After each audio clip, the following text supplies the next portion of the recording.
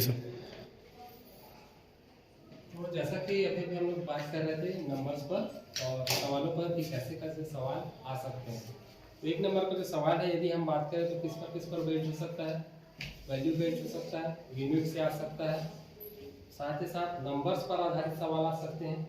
ऐसे बहुत सारे पैटर्न आपको देखने को मिलेगा जिससे कि एक नंबर का सवाल उठाए जाते हैं। सामान्यतः क्लास में यह बात की जाती है कि एक नंबर का जो सवाल है वो अंदर से दिया जाता है ना, ये बातें हैं। आखिर ये अंदर की बात है ना, तो आखिर जब जो क्वेश्चन जो सेट करने वाला रहता है, हम उसके अंदर की बात को कैसे जानें। तो हमारे पास कुछ हिंट मिल रहते हैं जिसको हम लोग फॉलो करके कुछ बातों को हो सकता है कि हम लोग फैलाव कर लें या कुछ बातों को हम लोग जान सकें, सबको तो नहीं। तो जैसा कि मैं बताया कि मात्रक, आपको यूनिट, साथ ही साथ वैल्यू, उसके अलावा एक चीज जगह और हमको ध्यान देने की आवश्यकता होता है, कारक। बहुत सारे ऐसे फार्मूले आपको देखने को मिलेगा। मान लीजिए फोकल लेंथ की बात करें तो लेंस का फोकल लेंथ किन किन वैल्यू पर डिपेंड करता है। तो जितने भी कारक आपको देखने को मिलता है जिस अध्याय में एक नंबर के सवाल आने वाले हैं, उनके कारक को आपको कंपलसरी अटेंड करके आना। यदि आप कारक को अटेंड करते हैं तो मेरे मानना यह है कि मैक्सिमम आप एक नंबर के सवाल आप अटेंड कर पाएंगे। वो सारे हिडन पॉइंट्स हैं जहाँ पर से एक नंबर के सवाल पिकअप किए जाते हैं। ठीक है, तो यहाँ पर जैसे कि आप देख पा रहे हैं, ज्ञानात्मक सवाल से परिभाषा, सिद्धांत, तथ्यों को पहचानना, सूचना, स्मरण क्षमता, अर्थ व्याख्या, अंतर स्पष्ट, वैचारिक समझ, उदाहरण, समझ के आधार पर नई परिस्थितियों को समझाना, समाधान, फिर विश्लेषण में देखिए वर्गीकृत, तुलनात्मक, व्याख्या, विभिन्न स्रोतों पर आधारित विशेष जानकारी, और अंत की ओर हम लोग देखें तो मूल्यों की व्याख्या, निष्कर्ष निकालना और पूर्वानुमान। इतने सारे पैटर्न के साथ हमारा फिजिक्स का टोटल 26 क्वेश्चन का सेट का सवाल आपके सामने होता है। ठीक है, तो इन सारे चीज़ों को हमको समझना होगा कि हमारा जो क्वेश्चन है वो किस टाइप का होगा। और ये जो बी और सी सेक्शन जो है वो सेम टू सेम केमिस्ट्री के लाइक जैसे है, तो इसको कुछ समझने की आवश्यकता नहीं, आप लोग पहले समझ चुके हैं। तो यदि हम गौर करें तो सवालों का जो पैटर्न है वो किस तरह से होगा और कैसे हम लोग इसको समझें।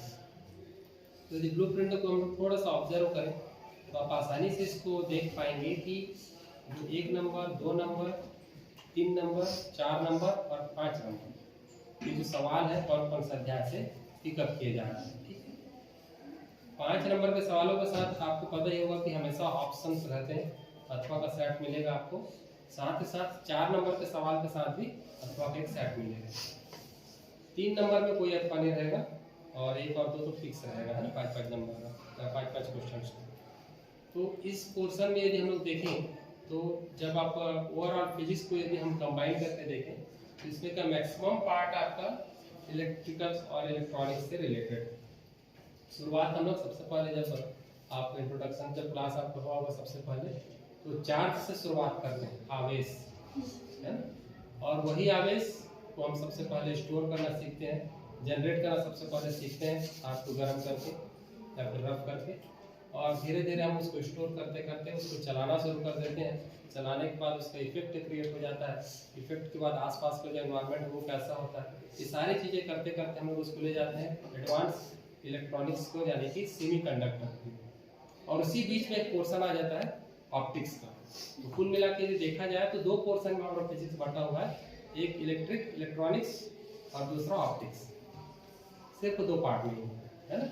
तो जो क्वेश्चन का जो पैटर्न है यदि आप गौर करेंगे तो 5 नंबर का सवाल में मेरे ख्याल से किसी को दिक्कत नहीं होता होगा कि 5 नंबर होता है, नहीं होता, 5 नंबर, 4 नंबर, 3 नंबर, तो आखिर दिक्कत कहाँ पर हो रहा है, छूट कहाँ पर है। तो हम लोग छूटने वाले हिस्से की ओर पहुंचते हैं पहले कि हम किसी भी क्वेश्चन को कंप्लीट कैसे करें। तो जब जो चेकर होता है तो ये फील्ड की बात है, जैसे कि कॉपी आ गया बच्चों का और जो टीचर जो एल्वर होते हैं उनको एक मॉडल आंसर दिया जाता है। ठीक है, उस मॉडल आंसर के बेसिस पे आपके जो क्वेश्चन आंसर जो आप जमा किए रहते हो उसका चेक होता है। जो मॉडल आंसर जो उनको प्रोवाइड कराया जाता है वो सारे पॉइंट में होते हैं, पॉइंट का मतलब ये है कि वो सारे कंपल्सरी वर्ड्स आपके उस आंसर शीट में होने चाहिए। ये अलग बात हो सकता है कि आपने जिस आंसर को 10 लाइन में लिखा है वो 4 लाइन में भी आ सकता है, सारे वर्ड अटेम्प्ट उसमें होने चाहिए। ठीक है, इस तरह से जो उसके मानक तय किए रहते हैं सभी मॉडल आंसर सेट वहाँ पर वर्ड डिस्ट्रीब्यूट कर दिए जाते हैं और उसी पैटर्न के आधार पर सभी को कॉपी एक साथ चेक हो जाता है। यहाँ पर यदि हम बात करें उस पैटर्न को फॉलो करने का तो क्या क्या चीजें हैं, तो किसी भी फिजिक्स के डेरिवेशन में यदि हम बात करें 5 नंबर के सवाल की ओर, तो आपको ये कोशिश करना है मैक्सिमम 3 नंबर से लेकर 5 नंबर के सवाल में 4 नंबर को छोड़ दे तो आपको ये कोशिश करना है कि हर क्वेश्चन में यदि डायग्राम इंक्लूड आप कर सके तो उसको आपको करना है। ये सारी चीजें बोनस चीजें हैं। आप सभी को पता होगा कि मैक्सिमम टॉपिक्स में हमारे पास डायग्राम है। फिजिक्स में मैक्सिमम टॉपिक में आपको डायग्राम कंपलसरी मिलेंगे। साथ ही साथ यदि आप डायग्राम बनाते हैं तो उसका लेबलिंग करना ना भूलें, नामकरण करना ना भूलें। तो सबसे पहला डायग्राम के बाद उसको हम लोग एक्सप्लेन करते हैं। डायग्राम में क्या क्या है, समानांतर पट संधारित्र जैसे आ गया तो भाई एक प्लेट है, ए और बी दो पैरेलल प्लेट है, फिर एक हमने कनेक्शन, ये सारी चीजें उसमें हमको लिखना पड़ेगा। वो कितना रहे, डेरिवेशन के बाद हम लोग आ जाते हैं सीधा फार्मूले के पास। कौन से फार्मूले से हमको उसको पिकअप करना है, शुरुआत करना है। फिजिक्स में 2 टाइप के डेरिवेशन आपको देखने को मिलेगा और उन दोनों टाइप के डेरिवेशन को आपको डिवाइड करके रखना होगा। कुछ डेरिवेशन स्टार्टिंग से शुरू होते हैं और कुछ डेरिवेशन हमारे पुराने फार्मूले को पिकअप करके हम लोग उसको शुरू करते हैं। यानी कि कुछ फार्मूले को हमको पहले से याद रखना पड़ेगा तभी आप उसको बना पाओगे, नहीं तो फिर आपको शुरुआत से उसको बनाना पड़ेगा। ठीक है, तो इस तरीके के क्वेश्चंस को आपको जरूर अंतर को संभाल के रखना होगा और उसको अलग अलग करके रखना होगा। आगे की ओर जब हम लोग बढ़ेंगे तो डेरिवेशन के साथ साथ जब हम फार्मूला यूज करते हैं तो फार्मूले में आपको रेफरेंस देना है। आप कौन से फार्मूले का रेफरेंस देकर उसको सॉल्व कर रहे हैं। फिजिक्स का जो डेरिवेशन होता है या फिर उसका जो मैथमेटिक्स होता है बायोलॉजी वालों के लिए थोड़ा सा हार्ड लगता है। ठीक है, लेकिन मैथ्स का जो गणित है या फिर मैथ्स का जो मैथ्स है और फिजिक्स का जो मैथ्स है उसमें थोड़ा सा डिफरेंस है। किसी को कोई आइडिया है क्या थोड़ा सा डिफरेंस? मैथ्स वालों का ही पूछ रहा हूँ एक्चुअली।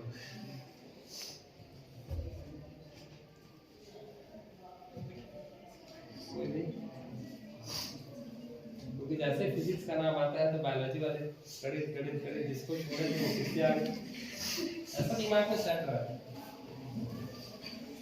तो बात करें आप लोग गणित, और जब फिजिक्स की बात करते हैं गणित में, फिजिक्स में जब गणित की बात करते हैं तो फिजिक्स में गणित के सिंपल सूत्र का इस्तेमाल करके हम लोग उसको सिंप्लीफाई करते हैं, लेकिन हमारे टर्म कंडीशन के ऊपर।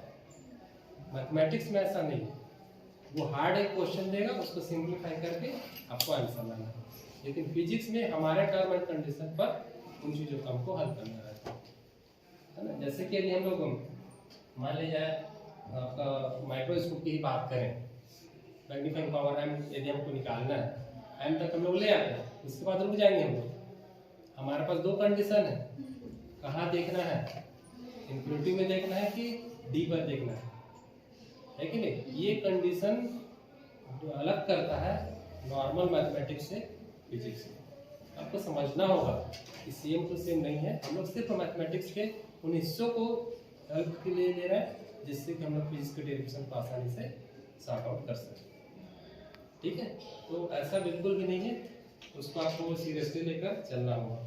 यदि हम बात करें उसके आगे की ओर तो डायग्राम का पोर्शन जो काफ़ी भरा पड़ा है। यदि हम विद्युत क्षेत्र और आवेश वाली बात करें तो यहाँ पर भी डायग्राम भरा हुआ है। उसके अलावा विद्युत चुंबकीय तरंगे, जहाँ से सॉलिड 3 अंक के एक सवाल आएगा, और ये इसका जो पैटर्न रहता है सभी को पता ही है। एक तरंग का नाम आएगा, उसकी खोज करता आ सकता है ना, और क्या उपयोग है या फिर उत्पन्न कैसे किया जा सकता है। अभी तक के जितने भी क्वेश्चन पेपर के सेट में यही सवाल आया, बस तरंग बदल गया है ना, कौन सा तरंग आएगा ये नहीं पता, लेकिन यही पैटर्न आ रहा है। जब किरण प्रकाशिकी की ओर चलते हैं और आपका प्रकाशिक यंत्र की ओर, तो प्रकाशिक यंत्र में भी हमारे पास कुछ सॉलिड सवाल है ना। पिछले बार क्या आया था, दूरदर्शी आया था। इस साल माइक्रोस्कोप के आने की प्रबल संभावना है। ठीक है, तो माइक्रोस्कोप की बहुत अच्छे से आप लोग तैयारी करके रखें और माइक्रोस्कोप की कंप्लीट तैयारी करके रखें। 5 नंबर के सवाल में फिर से बदलाव कर रहा है, सॉलिड क्वेश्चन ना देकर वो पार्ट में क्वेश्चन देता है ना। तो 2-2 नंबर का एक क्वेश्चन रहेगा और 1 नंबर का एक सवाल है।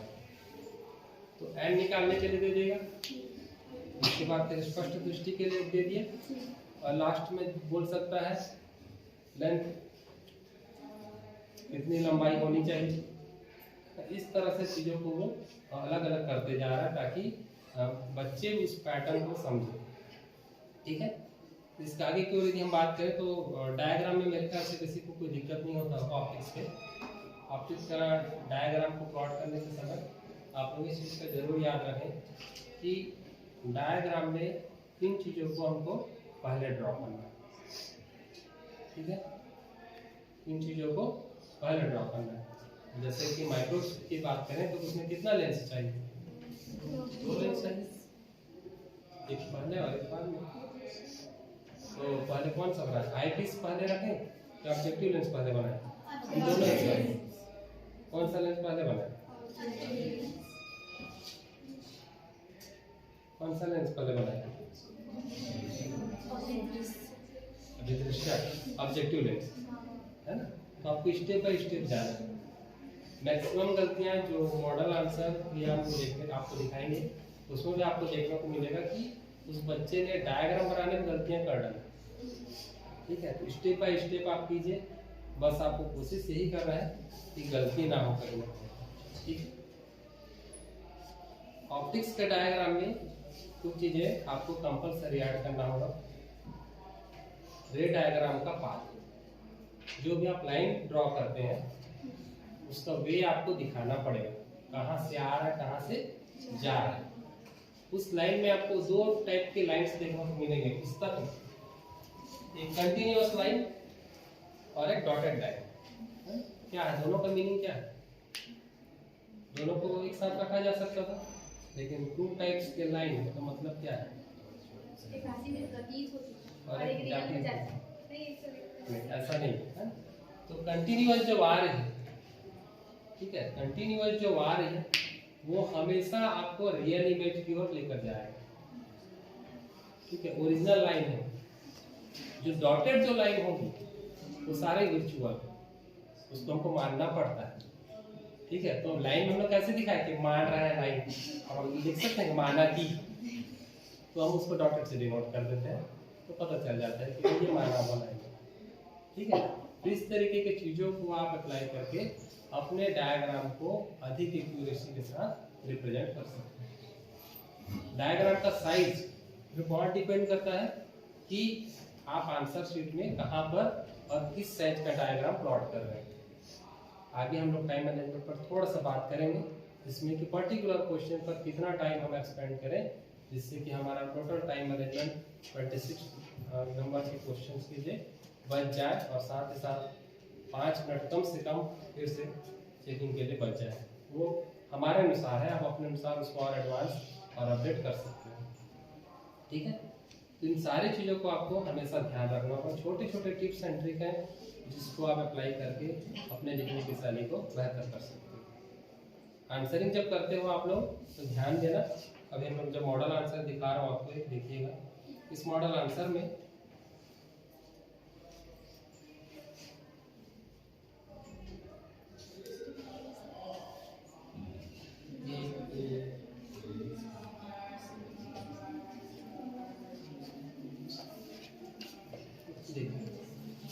एक डायग्राम देखिए, आंसर नंबर 7। अब देख रहा डायग्राम कहाँ पर बना हुआ,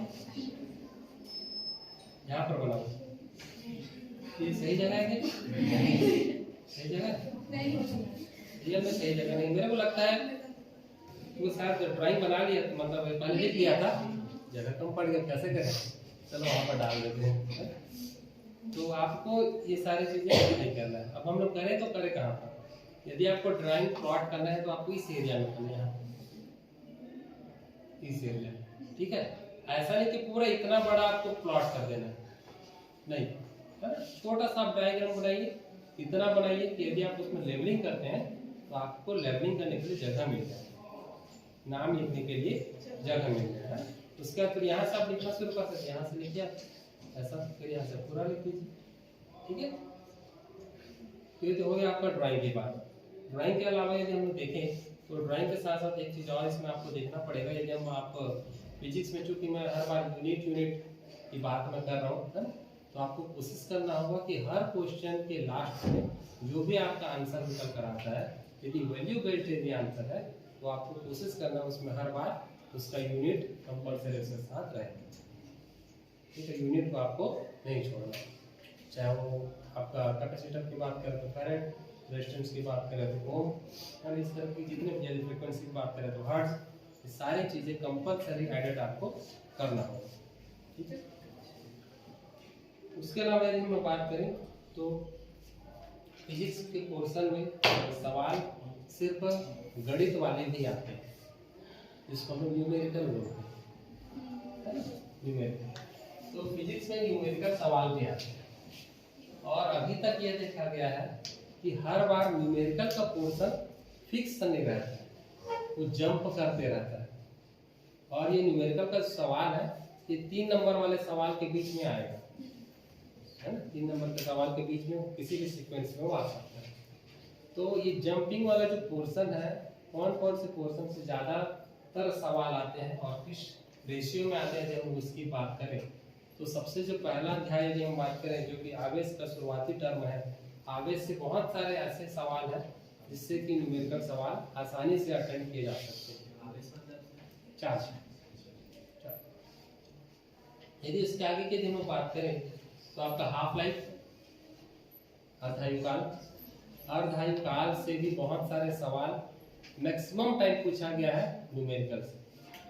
अर्धायुकाल को परिभाषित कीजिए और उसके बाद से एक क्वेश्चन, ठीक है। उसके अलावा यदि हम बात करें तो लास्ट की तरफ संचार, है ना, उसमें एक सॉलिड सवाल बनता है जिसके बारे में सभी को पता होगा, संचार व्यवस्था में टीवी टावर, है, तो बहुत पॉपुलर सवाल है, वो कई बार रिपीट हुआ है, एक बार नहीं मल्टीपल टाइम्स वो रिपीट होता है, पता नहीं, है ना, शायद फेवरेट क्वेश्चन रहा होगा।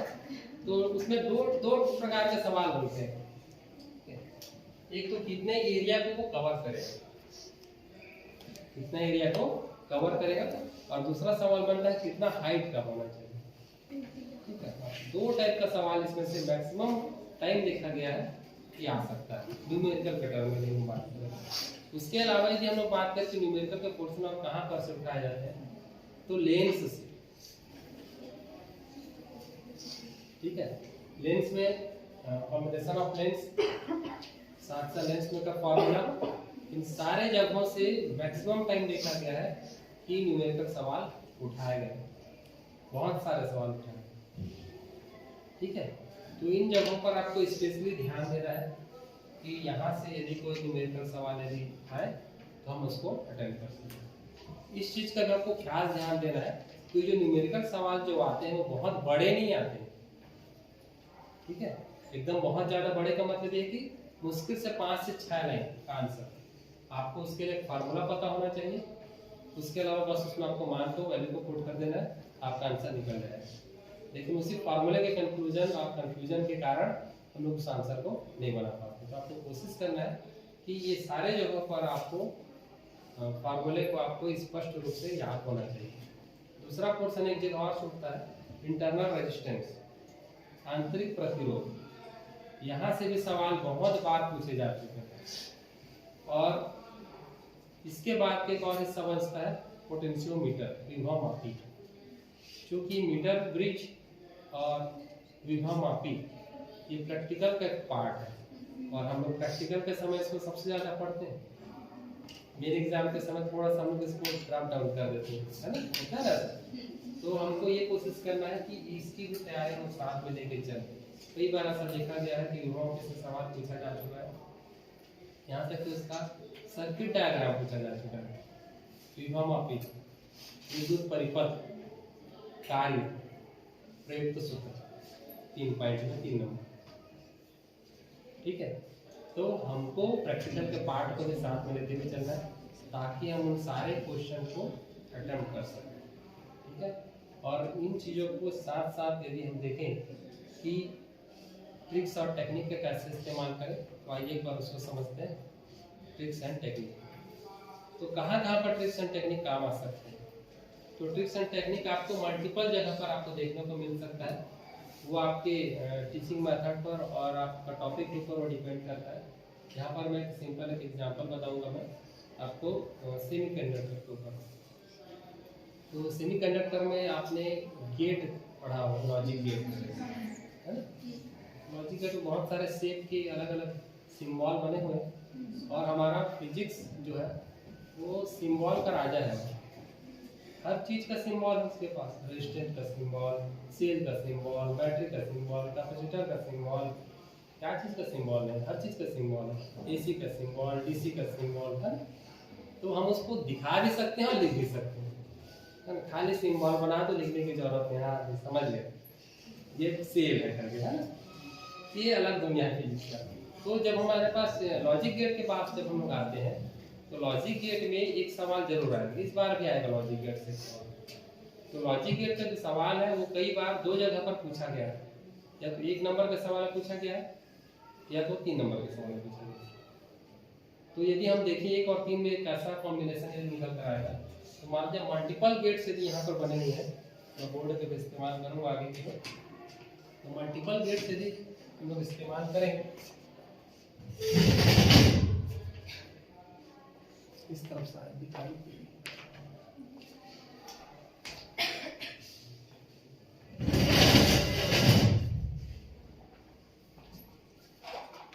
साइड दिखाई दे रहा है।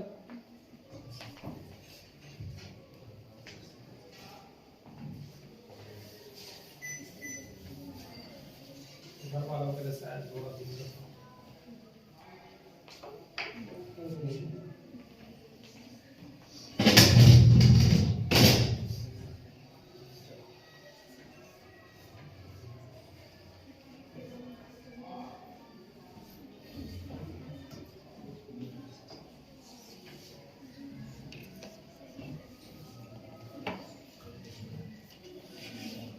सिंबल कौन सा गेट है?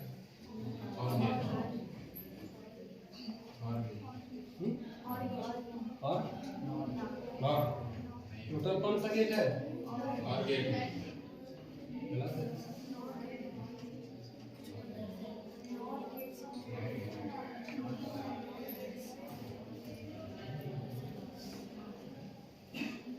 कौन सा गेट है? टोटल गेट, और गेट की एंड गेट,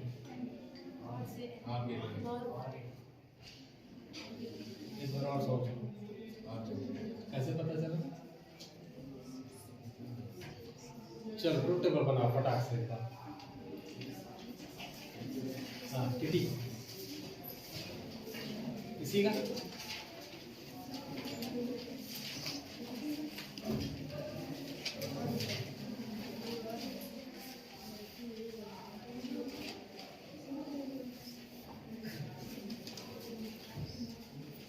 लास्ट में करके चलो बना कोई दिक्कत नहीं, हमारे पास फुल टाइम है।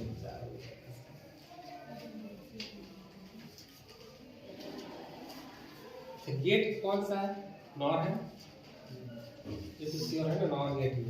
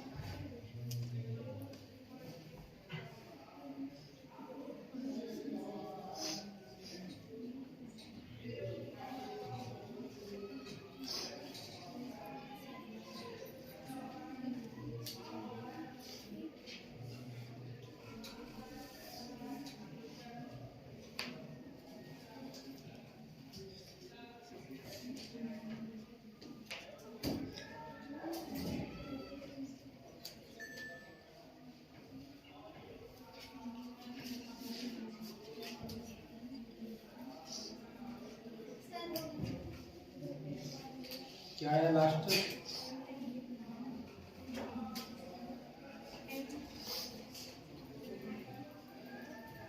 कौन सा गेट निकला?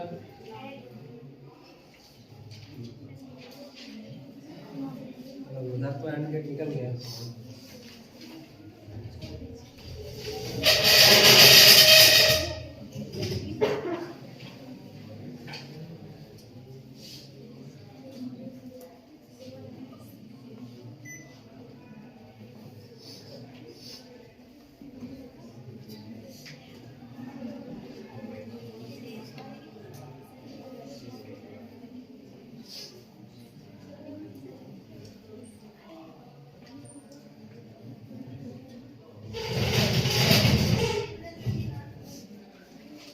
चलो ठीक है, जिन्होंने बना लिया बहुत अच्छी बात है। जिनका एंड गेट आया है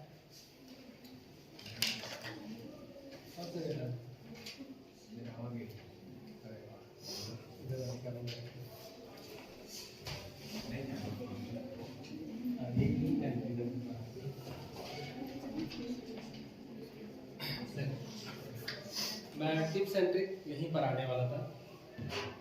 जब कभी भी आप पढ़ो इस टाइप के क्वेश्चंस को जिसमें कि मल्टीपल डायग्राम एक साथ शामिल होते हैं, अलग अलग इमेज एक साथ शामिल होते हैं, उन जगहों पर आपको कंपेयर करके पढ़ना। ठीक है, कंपेयर जैसे ही आप करते हैं, कोशिश करें यदि वहाँ पर पॉसिबल हो तो आप टेक्निक लगा लें। टेक्निक का मीन्स ये है कि हम कुछ ऐसे कोडिंग कर लें जिससे कि हम उसको वेरीफाई कर सकें और दूसरे से अलग कर सकें। नॉर गेट के केस में और नैंड गेट के केस में दो यूनिवर्सल गेट होते हैं, नॉर और नैंड। ये ऐसे दो गेट होते हैं जिससे कि हम फंडामेंटल गेट्स क्रिएट कर सकते हैं, मूलभूत गेटों का निर्माण हम लोग कर सकते हैं, है ना। तो आपको यदि हम इसको डायग्राम का चारों डायग्राम नॉर से एंड, नॉर से और, नैंड से नॉर, नैंड से एंड और नैंड से और, चार टाइप का डायग्राम आपको देखने को मिलेगा। चारों टाइप के डायग्राम को जब आप कंपेयर करोगे तो आपको उसमें जो गेटों की संख्या जो मिलेगी, एक में 3 और एक में 2, एक में 3 और एक में 2। कंपेयर जब आप करोगे तो आपको पता चलेगा कि जस्ट उल्टा बन रहा है। ठीक है, और नॉर गेट के साथ ये स्ट्रेटजी हम लोग अपना सकते हैं कि नॉर से जब हमको एंड बनाना रहता है तो 3 गेट लगता है, नॉर से जब हमको और बनाना रहता है तो 2 गेट लगता है। तो नॉर से एंड, ए एंड डी कितने लेटर? 3 letter, 3 gate. नॉर से और कितने लेटर? 2 लेटर। कितना गेट? 2 गेट। इसका जस्ट उल्टा नैंड गेट पे अप्लाई कर दो, 100% सही।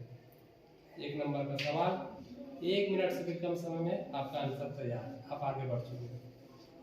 ऐसे सामान्य टिप्स एंड ट्रिक को अपनाकर आप अपने समय को बचा सकते हो और साथ ही साथ जो कंफ्यूजन वाला जो हिस्सा है ना, उसको आप दूर कर सकते हो।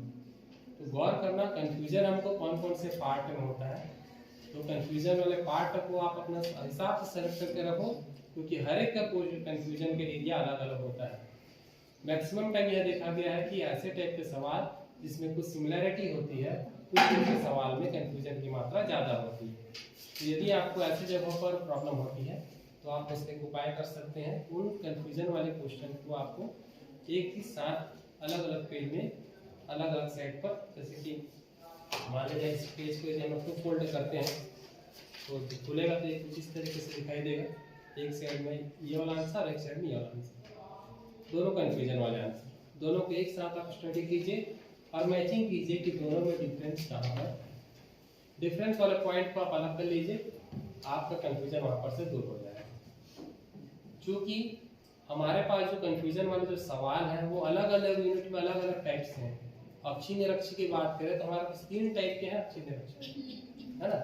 अक्षी निरक्षी 3 बार, और अक्सर देखा गया है कि आता है विभव का, लिख देते हैं तीव्रता, है ना। इंटेंसिटी वाले पोटेंशियल में पहुंच गए, है ना, और वो कॉन्फिडेंस के साथ बोलता है मैं एकदम सही बनाया हूँ, कर ही नहीं सकता। सही भी है, वो बनाया सही है उसने, लेकिन गलत आंसरिंग करती है। खैर आप लोग उन लोगों में से नहीं हो। इस तरह की छोटी छोटी माइनर मिस्टेक को आपको दूर करना है ताकि आप अपने नंबर को मैक्सिमम ग्रोथ तक ले जा सको और फुल मार्क्स की ओर आप लोग बढ़ सको। ठीक, इसमें कुछ चीज़ें हैं, एक छोटा सा प्रेजेंटेशन है जो कि आप लोगों के साथ हेल्पफुल हो। इसमें टाइम मैनेजमेंट आपको स्पेशली करके रखना होगा, जिसको आप लोग ऑलरेडी कर रहे होंगे, जिसको मैं ऑलरेडी मान के चल रहा हूँ। तभी आप लोगों को यहाँ बुलाया गया होगा और आप लोग इस योग्य होंगे तभी। Take a time one question, आप एक क्वेश्चन को बनाने में, सॉल्व करने में कितना समय ले रहे हैं। ठीक है, आगे हम लोग इसके कैलकुलेशन करेंगे कि हमको एक क्वेश्चन को सॉल्व करने में कितना समय लगना चाहिए minimum. Length of question answer according marks, number decide करेगा कि आपको कितना लिखना है। ठीक है, आप नहीं, यदि 2 नंबर का सवाल आता है, आप 10 लाइन लिखते हैं, आपको तब भी 2 ही नंबर मिलेगा। ठीक है, ना कि ज़्यादा नंबर। आर्ट्स और साइंस का बहुत अंतर है। ये answer given sequence, Ramesh sir ने जैसा कि बताया, हम सभी साइंस वाले इस चीज़ को हमेशा एग्री करते रहते हैं कि बच्चा ऐसे क्वेश्चन को सबसे पहले अटेंड करे जो इसकी तैयारी सबसे अच्छी हो।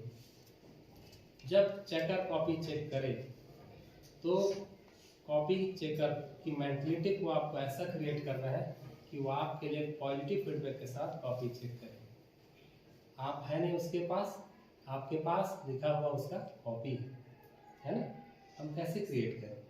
तो आपका काम यह है कि सबसे पहले जो क्वेश्चन आपका सबसे बेहतर बनता हो, सबसे पहले आपको उसको बनाना है।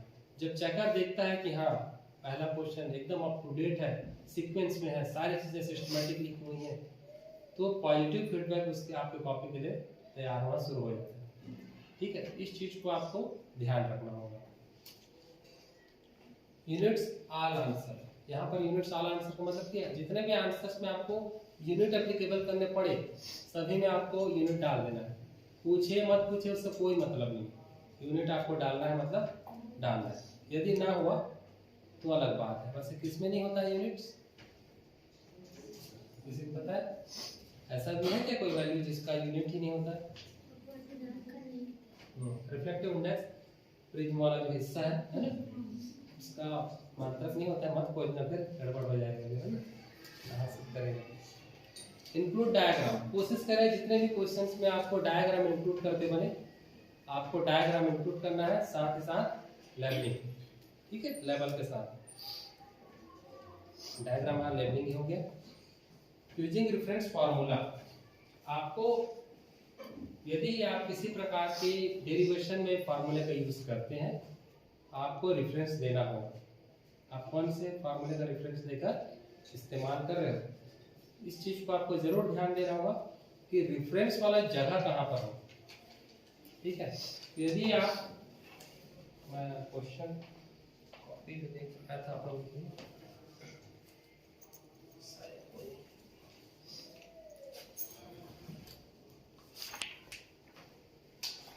ये कॉपी अभी प्रैक्टिकल वाले में आपने लिखा भी होगा, ठीक है ना।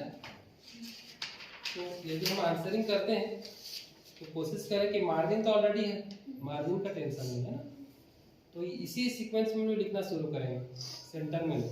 ठीक है, तो जो रेफरेंस जो रहेगा वो यहाँ पर रहेगा, आप यहाँ पर इस्तेमाल करेंगे, रेफरेंस यहाँ पर रहेगा। ठीक है, मान लीजिए a+b का होल स्क्वायर ये जब हम इस्तेमाल करते हैं तो ये कौन सा फार्मूला है वो यहाँ पर आप लिख दीजिए। ठीक है, समीकरण नंबर, इक्वेशन नंबर जो आप देते हो उसका लेबलिंग आपको इस तरफ करना है, यहीं पर बीच में नहीं करते। कई बार ऐसा देखा गया है कि इक्वेशन नंबर जो दिया जाता है वो डेरिवेशन नंबर में शामिल हो जाता है, यानी कि मिक्स हो जाता है, एक नंबर भी उसी में आ गया, तो फिर वो कंफ्यूजन क्रिएट करता है चेकर के लिए। तो चेकर को आपको ऐसा एनवायरनमेंट प्रदान कर देना है अपने कॉपी को दिखाकर कि वो एकदम कूल होकर कॉपी चेक करता चला जाए। ठीक है, लास्ट में फुल चेकअप गिवन आंसर, आप जितने भी आंसर दिए हो उसको आपको चेकअप करने का जरूर समय निकालना ही पड़ेगा। ये कंपलसरी है हर एग्जाम में, हर किसी सब्जेक्ट में। ठीक है, आइए हम लोग चलते हैं time distribution of all questions. हमारे पास 3 घंटे का समय रहता है। आज का 3 घंटा 15 मिनट मिलता है। 15 मिनट पहले आपको क्वेश्चन पेपर दे दिया जाता है। क्यों दिया जाता है 15 मिनट पहले? बहुत बढ़िया है, ये बहुत अच्छी बात है, गवर्नमेंट से इस तरह से अच्छी बात, और जो कि बच्चों के लिए बहुत पॉजिटिव है। ठीक है, तो आखिर 15 मिनट में हम क्या करें? पढ़ें, ठीक, और समझें, ठीक, और तो सबसे पहले हमको उसको पढ़ना है, अच्छे से पढ़ना है। एक बार नहीं, 2 बार नहीं, 3 बार भी आप पढ़ सकते हैं। ठीक है, पढ़ते हुए आपको समझना है। समझने का मतलब यह है कि आपको आंसर क्या करना है, ये मतलब। साथ ही साथ आपको ये भी प्री प्लान करते हुए चलना है उसी समय पर कि मैं शुरुआत कहाँ से करूंगी या फिर करूंगी। ये सारे कामों के लिए आपको 15 मिनट का फ्री टाइम दिया जाता है। ठीक है, और इसी 15 मिनट में आपको पूरा डिसाइड कर लेना है कि मैं शुरुआत यहाँ से करूंगी, यहाँ से करूंगी, इसका सीक्वेंस ये होगा, इन चीजों को मेरे को करना है। ठीक है, साथ ही साथ एक चीज और जो कि इसके साथ ऐड करना जरूरी है। कई बार हम लोग कुछ चीजों का जब जिस कंफ्यूजन वाले जो पार्ट है, जितने भी कंफ्यूजन वाले हिस्से हैं, और कुछ ऐसे नंबर्स होते हैं जिनको हमेशा आपको याद रखना रहता है, जैसे कि आपका रेजिस्टेंस का जो कलर कोड रहता है जो कि सीक्वेंस में रहता है ना, चाहे वो गेट वाला भी जैसे कि मैं बताया, ऐसे बहुत सारे आप कोडिंग हो सकता है कि आपको पता होगा या फिर आपने डिराइव किया होगा किसी माध्यम से। जब कभी भी आप एग्जाम हॉल जाते हैं, लास्ट में शायद इन्हीं नोट्स को आपको देखकर जाना चाहिए। और जब आप जाते हैं एग्जाम हॉल में, आप जब पहुंचते हैं, जब आपके पास कॉपी मिल चुका होता है और आंसर शीट क्वेश्चन पेपर जैसे ही मिलता है, उसके बाद पेंसिल में आप पीछे जो रफ वर्क रहता है वहाँ पर जरूर इसको नोट एक बना लो छोटा। ठीक है, यदि आप उसको पहले से बना लेते हैं तो आपको बाद में सहूलियत होगी आंसर निकालने। आप देख रहे हैं क्वेश्चन का जो पैटर्न है, 5 नंबर, 4 नंबर, 3 नंबर, 2 नंबर और 1 नंबर। तो हमारे हिसाब से हो सकता है कि आपको और कम समय लगे, ये मैक्सिमम टाइम के अनुसार मैं बनाया हूँ। 3 नंबर का सवाल 15-15 मिनट। ठीक है, 4 नंबर का जो सवाल है वो 5 मिनट। ये सारा मैक्सिमम टाइम, इससे कम समय आपको लगाना होगा। इन चीजों को करने की आवश्यकता इसलिए पड़ रही है क्योंकि टाइम मैनेजमेंट हम लोग क्वेश्चन को सॉर्ट आउट करने में या फिर सॉल्व करने में हम लोग नहीं इस्तेमाल कर पाते हैं। इसकी प्रैक्टिस आपको अभी से करनी होगी। आप 5-5 नंबर के क्वेश्चन को आप स्टॉप वॉच, जैसे कि सर बोल रहे थे, स्टॉप वॉच इस्तेमाल कर लीजिए। स्टॉप वॉच उपलब्ध नहीं तो घड़ी इस्तेमाल कीजिए, सामने में जो रहता है आपके घरों में, टाइम देख लीजिए मेरे कितना मिनट में इसको बनाना है। जितना जल्दी आप बनाएंगे, जितना एक्यूरेसी के साथ बनाएंगे, जितना कंटेंट डालकर बनाएंगे, आप समझ जाइए आप उतने ही ज़्यादा एक्टिव होते जा रहा है और उस आंसर के लिए परफेक्ट होते जा रहा है। ठीक है, इन सारी चीज़ों को आपको करना है और लास्ट में इस चीज़ के लिए आपको समय जरूर बचा के रखना है कि मैं एक बार क्वेश्चन को चेक कर सकूं। हर क्वेश्चन को आपको एक बार चेक करना ही है कि मेरे द्वारा बनाया गया आंसर सही है कि नहीं। यदि मान लीजिए किसी के में कुछ बच जाता है तो अभी जैसे कि हमने मॉडल आंसर देखा, शायद जब वो चेक किया होगा तो उसको डायग्राम ध्यान में आया होगा, जो वेब वाला जो बनाया ना साइड में, वो जब चेक किया होगा तब उसको लगा होगा कि अरे यहाँ पर एक डाल देते हैं डायग्राम, तो उसने डायग्राम वो डाल दिया। ठीक है, इन सारे जगहों पर आपको जरूर ध्यान देना है कि हमारे पास फिजिक्स में मोर ऑफ कंटेंट है, बहुत सारे कंटेंट रहते हैं, लेकिन 5, 6, 7, 8 कंटेंट को जब हम साथ में लेके चले, डायग्राम, एक्सप्लेनेशन, फार्मूला, डेरिवेशन और लास्ट में जब हम देखें तो यूनिट्स है ना, इन चीज़ों को जब हम कंबाइन कर दें तो हमारा ओवरऑल फिजिक्स कंप्लीट हो जाता है। अंतिम चरण की ओर जो कि मूल्याधारित सवाल। ठीक है, ये सवाल हर बार आता है और इस साल भी आएगा, और ये सवाल मतलब कि मैं जो बोलूँगा वो सवाल नहीं। ठीक है, तो ट्रांसफार्मर मोटर जनित स्टेप के जो सवाल है 4 नंबर के लिए हमारा पर्टिकुलर एक यूनिट है, वहाँ से सवाल आने का रहता है ना। और ट्रांसफार्मर जो प्रत्यावर्ती धारा, अल्टरनेट करंट, यहाँ से सवाल मैक्सिमम तक आ चुके हैं। इसमें दो चीजों के बारे में पूछा जाता है। एक तो वह व्यक्ति जो कि उस घटना में शामिल रहता है, और दूसरा वह व्यक्ति जो कि शिक्षक के पास शामिल रहता है। सारे क्वेश्चंस में एक कॉमन चीज देखा गया है कि जो सवाल जवाब हो रहा है उसमें शिक्षक जरूर आ रहा है ना। और शिक्षक के साथ साथ पिता पुत्र, कोई मित्र, इस टाइप के रिलेशनशिप के साथ एक थ्योरी क्रिएट किया जाता है, एक स्टोरी क्रिएट किया जाता है और एक घटना की ओर इंगित कर दिया जाता है, और वही घटना हमारे टॉपिक से जुड़ा रहता है। तो उसमें जो लास्ट जो सवाल रहता है, प्रदीप द्वारा प्रदर्शित किए गए मूल्य शिक्षक के द्वारा प्रदर्शित किए गए मूल्य। अभी मूल्य वाला बड़ा डिफिकल्ट वर्ड हो जाता है, आखिर मूल्य कौन सा मूल्य है ना, क्योंकि ऐसे मूल्यों की जो पढ़ाई होती है फिजिक्स में होती नहीं, बात ये है। ठीक है, अब मान ले जाए नमित सर अभी वहां पर खड़े हैं, वो अपने मोबाइल का चार्जर लगा रहे हैं ना, जमीन गीला है, पाँव उनका खाली है, जैसे चार्जर मैं स्टोरी क्रिएट कर रहा हूँ। ठीक आप उसके आप जैसे ही वो टच करते हैं उनको शॉक लगता है ना, तभी उनका मित्र दौड़ते दौड़ते जाता है, अपनी बात कर और उसको छूता नहीं है,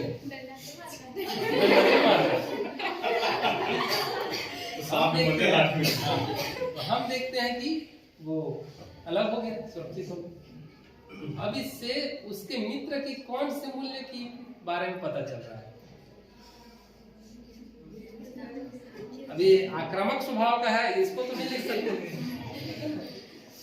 या उसका दुश्मन वाला मूल्य है ऐसा, तो क्या मूल्य लिखे यहाँ पर? ये मूल्य है।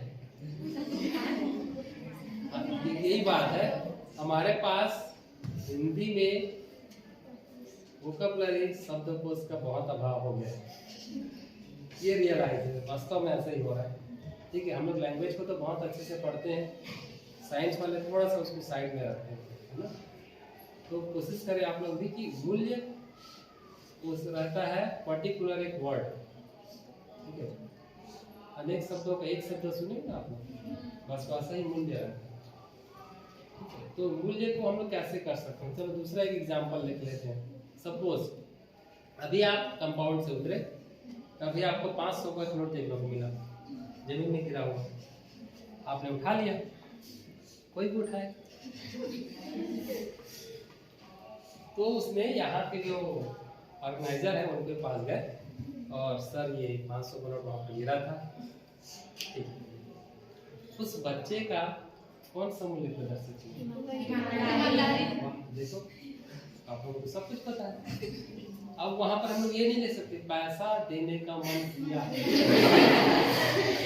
ये मूल्य है नहीं है ना मूल्य।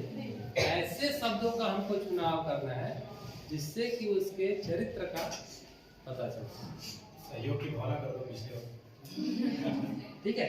हाँ, ये कोवर्ड्स हो सकते हैं, उसके सहयोगी शब्द हो सकते हैं, ठीक है। तो यहाँ पर जो शब्दों की हम लोग बात करें तो बहुत सारे ऐसे शब्द हैं जैसे कि सजगता, जिज्ञासा, है ना, जानने की इच्छा, बताने की इच्छा, है ना, ऐसे बहुत सारे कॉमन वर्ड्स होते हैं जिसको हम लोग मल्टीपल टाइम्स इस्तेमाल कर सकते हैं, जहाँ पर भी मन लग सकता है आप डाल सकते हैं। तो भाई ऐसा जरूरी है कि किसी व्यक्ति का एक ही मूल्य होगा, एक से अधिक हो सकता है। तो आपको जो भी मूल्य लगता है कि हाँ हो सकता है उसको आप वहाँ पर लिखना है, ठीक है। और कोशिश करें कि एक शब्द अगर है, दो शब्द अगर है तो और बेहतर है, और फिर भी यदि नहीं पता चल रहा है तो आप 2-3 लाइन में भी उसके मूल्य की व्याख्या कर सकते हैं, वो लास्ट स्टेज है, ठीक है। तो मैं उम्मीद करता हूँ कि फिजिक्स का जो हिस्सा है वो काफ़ी अच्छे तरीके से कवर हुआ होगा।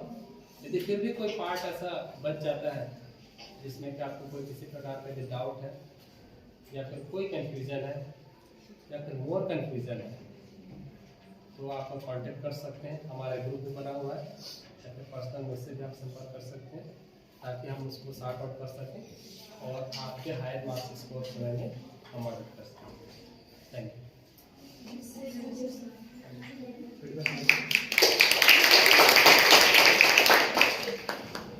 तो चल रहा है। देखो कितनी अच्छी बात है एक टीचर